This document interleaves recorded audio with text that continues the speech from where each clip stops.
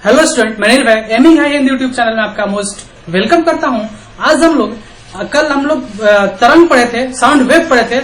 आज उसी चैप्टर को आगे करते हुए हम लोग ध्वनि तरंग मतलब साउंड वेव पढ़ेंगे। इस चैप्टर से आपके एग्जाम में हमेशा एक क्वेश्चन जरूर रहता है, तो आप इसको बहुत अच्छे ढंग से समझेंगे। और इस पे सबसे पहले हम लोग थियरी पढ़ेंगे, फिर इसके बेस्ट पे जो आपके एग्जाम में क्वेश्चंस पूछे गए वो पढ़ेंगे। तो चलिए देर ना करते हुए, अगर आप इस चैनल पर नए हैं तो इस चैनल को सब्सक्राइब कर ले और अपने दोस्तों में शेयर भी कर दे। चलिए शुरू करते हैं, क्या पढ़ना है इसमें।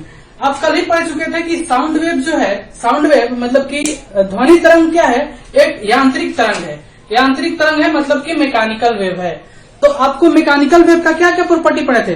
मैकेनिकल वेव मतलब कि यांत्रिक तरंग के बारे में हम लोग पढ़े थे कि यह एक ऐसा तरंग है जो ठोस और द्रव में, मतलब इसको चलने के लिए माध्यम की जरूरत होती है, जो कि ठोस में और द्रव में तो चलता है, मतलब कि लेकिन गैस में बिल्कुल नहीं चलता है, और ठोस और द्रव के सरफेस पे चलता है, लेकिन द्रव के अंदर नहीं चलता है, लिक्विड के अंदर नहीं चलता है। इतना हम लोग पढ़ चुके थे, ठीक है। अब क्या पढ़ेंगे, ये पढ़ेंगे कि ये ध्वनि का वेग जो होता है ना, ठीक है, यह माध्यम के अनुपस्थिति में नहीं चलता है। इसको चलने के लिए अगर आप पूछेगा कि क्या ध्वनि का चाल ध्वनि निर्वात में यानी वैक्यूम में चल पाएगा क्या, तो नहीं चल पाएगा। तो यहाँ पे क्या लिखा गया है कि यह माध्यम की अनुपस्थिति में नहीं चलता है, मतलब sound wave can not travel in absent of medium. Okay, English वाले बच्चे लिख लेंगे कि sound wave can not travel in absent of medium और इन वैक्यूम, मतलब वैक्यूम में और मध्यम के अनुपस्थिति में ये नहीं चलता है।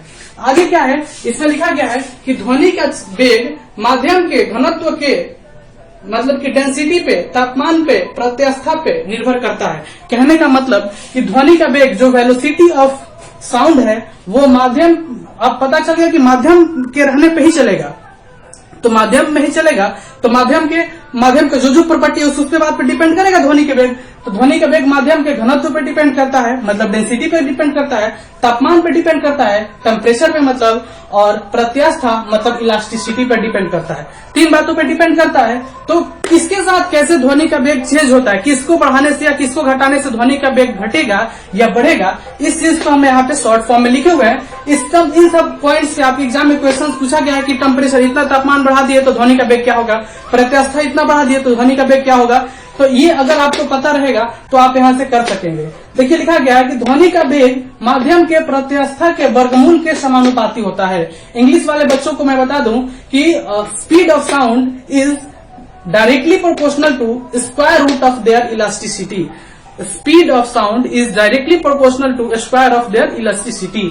तो ये क्या होता है, इलास्टिसिटी के वर्गमूल के ये समानुपाती होता है, ये रिलेशन होता है। मतलब कि अगर इसको आप 4 गुना कर दोगे तो क्वेश्चन कैसा रहेगा, कहेगा कि अगर प्रत्यास्था 4 गुना कर देंगे तो उसका वेग कितना हो जाएगा। तो प्रत्यास्था को 4 गुना करोगे तो 4 का अंडर रूट कितना होता है 2, तो उसका वेग कितना हो जाएगा 2 गुना हो जाएगा। कहेगा 9 गुना कर देंगे प्रत्यास्था तो उसका वेग कितना हो जाएगा, तो 9 का वर्ग रूट कितना होता है 3 हो जाएगा, तो 3 गुना हो जाएगा। इस तरह से क्वेश्चन आपको इससे पूछा जाएगा। नेक्स्ट पॉइंट क्या है कि ध्वनि का वेग speed of sound is greater than, ठोस में सबसे ज्यादा होता है, तब उससे कम द्रव में होता है, और गैस में सबसे कम होता है। कह रहा है कि माध्यम पे डिपेंड करता है। तो माध्यम 3 तरह के होते हैं, सॉलिड, लिक्विड ऑफ गैस, ठोस, द्रव और गैस। तो ध्वनि का वेग पूछेगा सबसे ज्यादा किस माध्यम में होता है, तो ठोस में सबसे ज्यादा होता है, फिर उससे कम किस में होता है, द्रव में होता है, उससे कम किस में होता है, गैस में होता है। आपके एग्जाम में क्वेश्चन रहेगा, 3 चीज दे देगा, बोल देगा कि ये स्टील है, ये वाटर है, ये कार्बन डाइऑक्साइड है, बताओ कि ध्वनि का वेग किसमें सबसे ज्यादा होगा, तो स्टील में, क्योंकि स्टील क्या है, ठोस है, सॉलिड है, तो सॉलिड में ध्वनि का वेग सबसे ज्यादा होता है, फिर उससे कम द्रव और सबसे कम लिक्विड में, गैस में। नेक्स्ट पॉइंट में लिखा गया है कि ध्वनि की गति माध्यम के तापमान के वर्गमूल के समानुपाती होता है। ध्वनि की गति मतलब कि speed of sound is directly proportional to the square root of their temperature. Speed of sound is directly proportional to square root of the temperature of that medium.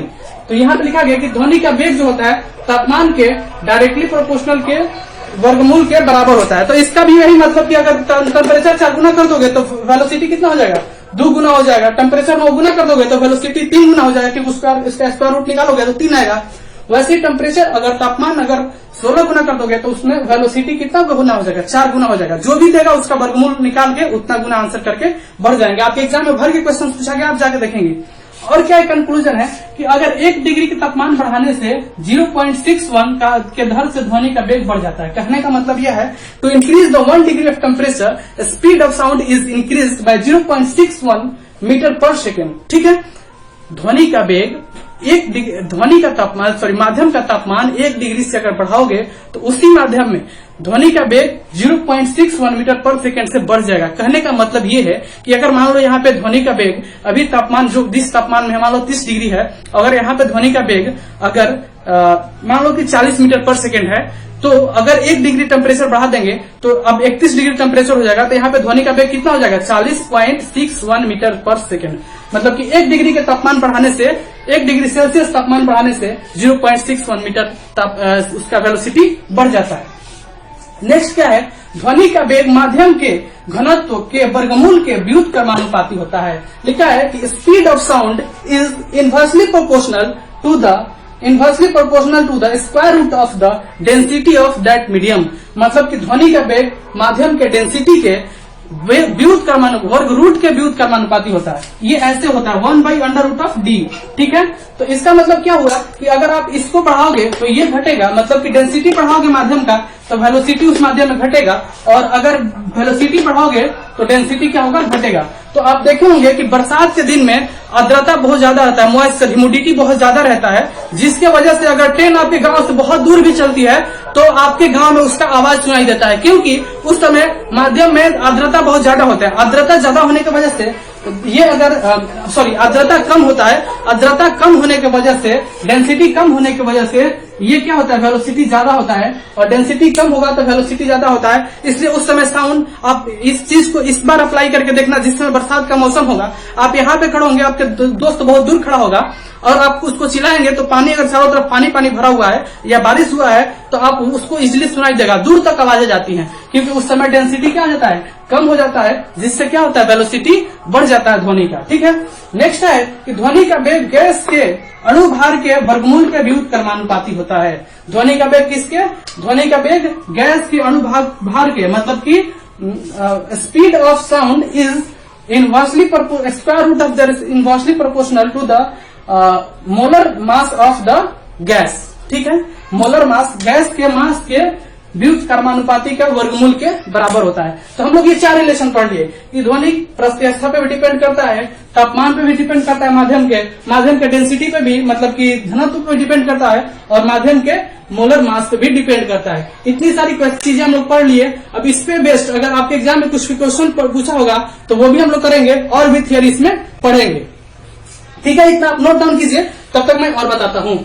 ये देखिए आपके एग्जाम का क्वेश्चन था, आपके एग्जाम में पूछा गया था, क्वेश्चन पढ़ कर रहा हूँ मैं, हिंदी में लिखा हुआ, इंग्लिश में भी पढ़ दूंगा। ध्वनि का वेग किस तापमान पर 27 डिग्री पर वेग के मान का दुगना हो जाएगा।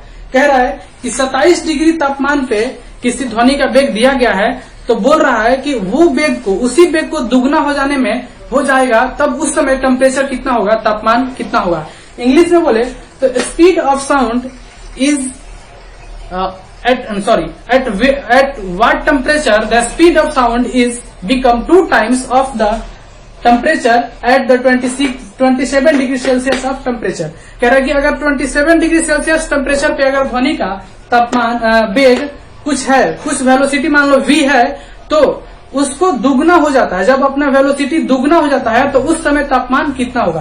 क्वेश्चन कह रहा है कि मैं देखिए इसका सॉल्यूशन कर रहा हूँ, ये आपका ऑप्शन दिया गया है।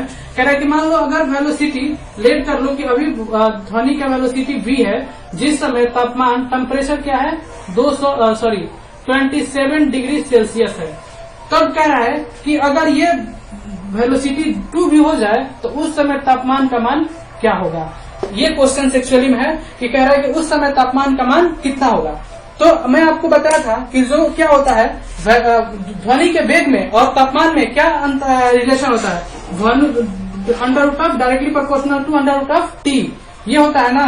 तो अब चलिए मान लीजिए पहले वाले इसको V1 मान लेते हैं, या ऐसे रहने देते हैं। अब देखो इसको इक्वेशन को 2 बार ये इक्वेशन दिया गया था, तो जब भी मैं बताया था कि इसको आप जब रिमूव करोगे तो क्या आ जाएगा, V1 ऐसे कर लो आप। अब मान लो कि इसका तापमान V1 था, तो उस समय टेम्परेचर कितना था, 27 डिग्री सेल्सियस था। तो जब भी आप इस तरह के क्वेश्चंस को सॉल्व करेंगे, ध्यान रखेंगे, जब भी तापमान को आप सॉल्व करेंगे कहीं पे भी, तो डिग्री सेल्सियस में नहीं सॉल्व करेंगे। देखिए आपका ऑप्शन डिग्री सेल्सियस में दिया गया है, इसका मतलब ये नहीं कि आप डिग्री सेल्सियस में उसको सॉल्व कर देंगे।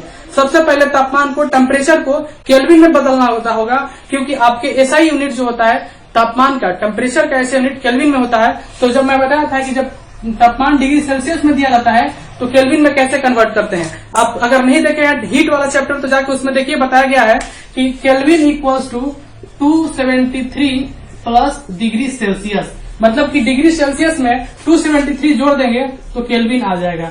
तो कितना केल्विन दिया गया है, केल्विन में आपको निकालना है 273 प्लस 27, तो कितना आ जाएगा 300 केल्विन आ जाएगा, 300 केल्विन। ये 300 केल्विन दिया गया है। अब उस समय वेलोसिटी क्या बोल रहा है कि अगर वेलोसिटी v है तो उस समय तापमान कितना है, 300 केल्विन है। ये इसके ऐसे होता है क्योंकि velocity is directly proportional to temperature. अब बोल रहा है कि अगर यही वेलोसिटी 2v हो जाए तो उस समय तापमान कितना हो जाएगा। तो ये तापमान क्या होता है, अंडर रूट होता है। तो ऐसे कर लेंगे, जब इसका क्रॉस मल्टीप्लाई कर लेंगे तो सॉल्व हो जाएगा। क्रॉस मल्टीप्लाई करके सॉल्व कर सकते हैं। तो क्या हो जाएगा, v/2v इक्वल्स टू, इसको कर लीजिए, एक ही रूट में ले लेंगे दोनों को, 300/√t। अब देखिए इधर अंडर रूट है, तो मैं आपको क्या बताया था कि जब भी अंडर रूट को सॉल्व करना होता है तो दोनों तरफ स्क्वायर वर्गमूल करना होता है दोनों तरफ। तो पहले तो b से v काट लीजिए, इधर भी वर्गमूल कर दीजिए, इधर भी वर्गमूल कर दीजिए। दोनों तरफ वर्गमूल कर देने से कोई दिक्कत नहीं होता है, कैलकुलेशन में इजी करता हो जाता है। 1/2 का क्या हो जाएगा, 1/4 इक्वल्स टू रूट। अब मैं बताया था कि वर्गमूल का जब रूट करते हैं, स्क्वायर कर लेते हैं, सॉरी दोनों तरफ स्क्वायर कर लेंगे, वर्गमूल में बोल दिया था, दोनों तरफ स्क्वायर रूट कर लेंगे, स्क्वायर कर लेंगे। तो जब वर्गमूल का स्क्वायर होता है तो वो रूट क्या होता है, हट जाता है। इधर क्या हो जाएगा 300/t। इतना हो गया। मैं इसको इधर मिटा रहा हूँ, थोड़ा सा जगह की कमी है। तो यहाँ पे क्या हो जाएगा, 1/4 इक्वल्स टू 300/t। अब t का मान आपको निकालना है तो ये क्रॉस मल्टीप्लाई होगा। तो t इक्वल्स टू क्या हो जाएगा, 300 × 4 इक्वल्स टू कितना हो जाएगा, 1200 केल्विन। आप ऑप्शन देखिए कौन सा है। ऑप्शन देखने गए तो आपका तो ऑप्शन है ही नहीं। क्यों नहीं है, क्योंकि आप केल्विन में निकाले हैं। कि अगर यहाँ पे 1200 दिया भी रहता, एग्जामिनर अगर मैं होता तो मैं यहाँ पे 1200 भी देता, क्योंकि बच्चे कंफ्यूज होकर गलत करें। तो अगर यहाँ पे 1200 नहीं दिया हुआ है तो आप देखेंगे कि अरे 1200 तो नहीं आ रहा है। तो आप जब आप ध्यान से देखेंगे तो ये सब कुछ क्या दिया हुआ है, सेल्सियस में दिया गया। आप किस में निकाले, केल्विन में। तो फिर से वही फॉर्मूला, आपको केल्विन दिया गया है, सेल्सियस से कन्वर्ट करना है, 273 प्लस c। आपको इसमें निकालना है, ये दिया हुआ है। तो ये यहाँ पे दिया गया है 1200 इक्वल्स टू 273, ये 273 प्लस c। इधर प्लस में तो इस साइड आगे क्या हो जाएगा, माइनस में आ जाएगा। तो 1200 माइनस 273 इक्वल्स टू c। तो c इक्वल्स टू कितना हो जाएगा, जब आप घटाएंगे तो इसमें से 7 3 10। देखिए यहाँ पे मैं घटा देता हूँ, 1200 273, ये कितना हो जाएगा 7, ये कितना हो जाएगा 2, और ये कितना हो जाएगा, ये कितना हो जाएगा 11, तो 927 डिग्री सेल्सियस। ये आपका आंसर हो जाएगा और आप ये ऑप्शन क्लिक करके चल जाते हैं। देखिए कितना इजी क्वेश्चन है, आप लोग इसको नोट डाउन कर ले। अगर किसी तरह का प्रॉब्लम होगा तो कमेंट बॉक्स में कमेंट करेंगे, ठीक है।